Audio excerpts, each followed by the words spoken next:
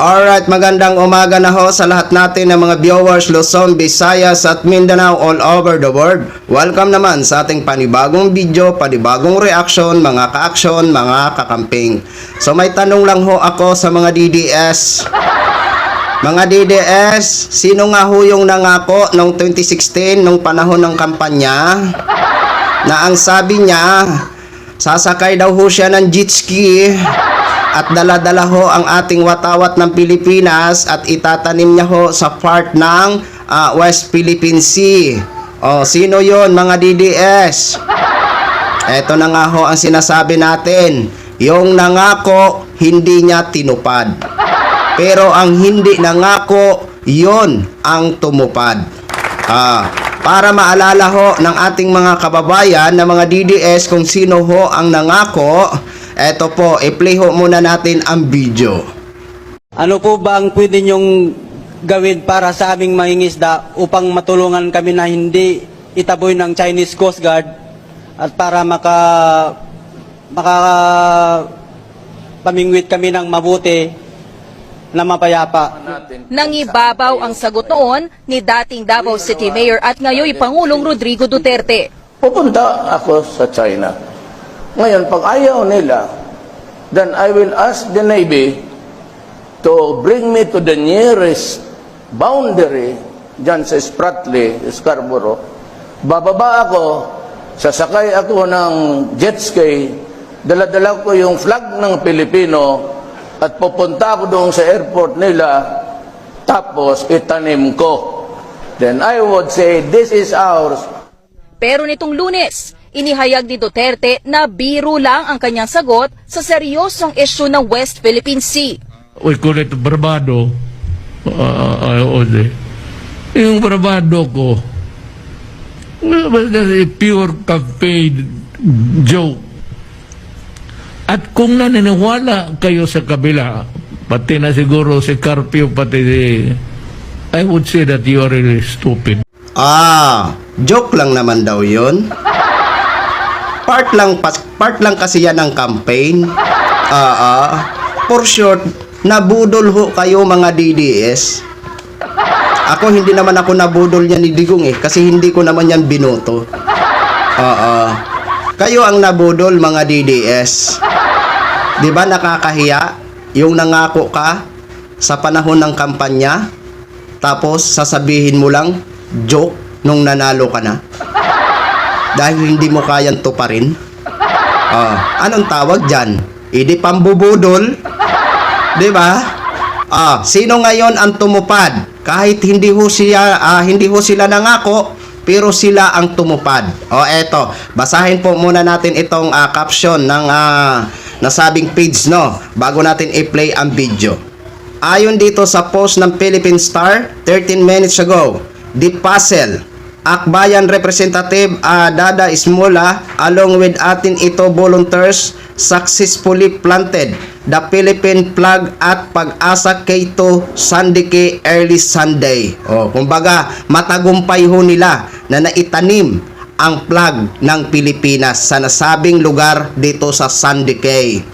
Despite having Chinese presence in the area, the down involving small rubber boats was carried at 450 EM. The said area situated inside the Philippine territory was reported with Chinese Coast Guard presence. Ayan po mga ka-action, mga kakampeng. Ayan po mga DDS ha. Kahit may mga Chinese pa na iulat doon sa nasabing lugar, pero matagumpay pa rin na naitanim ang watawat ng Pilipinas doon sa Sandike. Ay, congratulations po ha. Maraming salamat po sa inyo. Saludo ho kami sa inyo dahil hindi nyo yan pinangako sa taong bayan, pero kayo ho ang tumupad.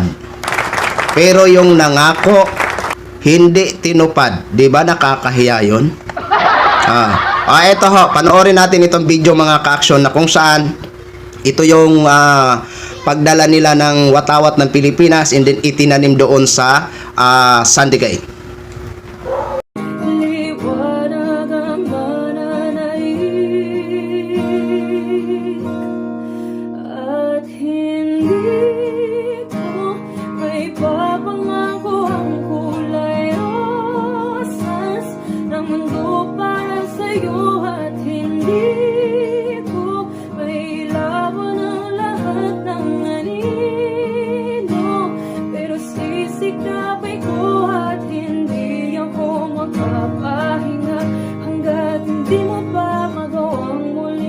ipag-alaki na ika'y isa.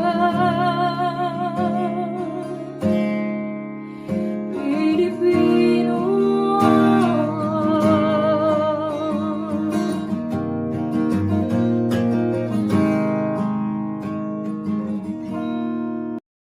Liwanag ang mananaig at hindi ko may papangako ang kulay rosas ng mundo para sa'yo at hindi ko may laban ang lahat ng anino, pero sisikapin ko at hindi ako magpapahinga hanggat hindi mo pa magawang muling ipag-alaki na ika'y isa. Pilipino.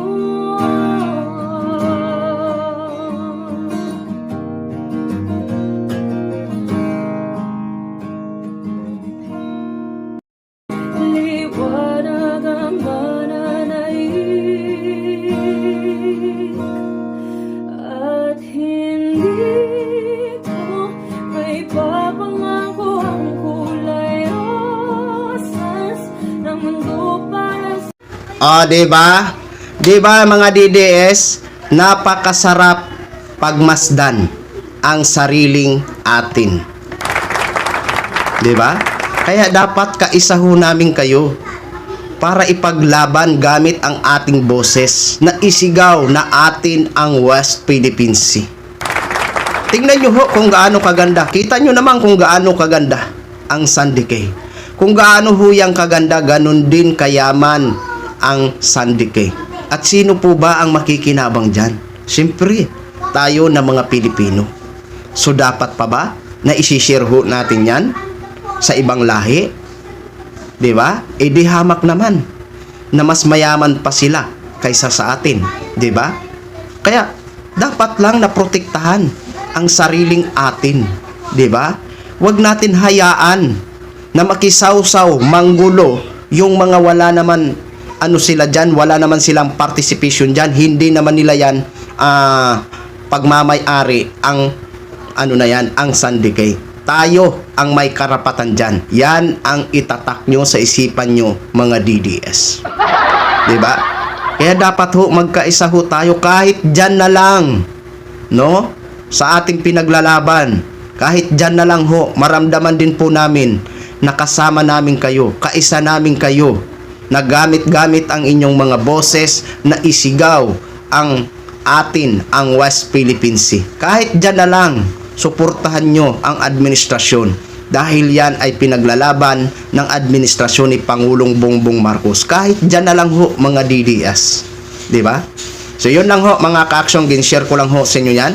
Maraming salamat po sa ating mga viewers Luzon, Visayas at Mindanao all over the world. Ako po ang inyong lingkod, si The Action Man. Have a good day, everyone!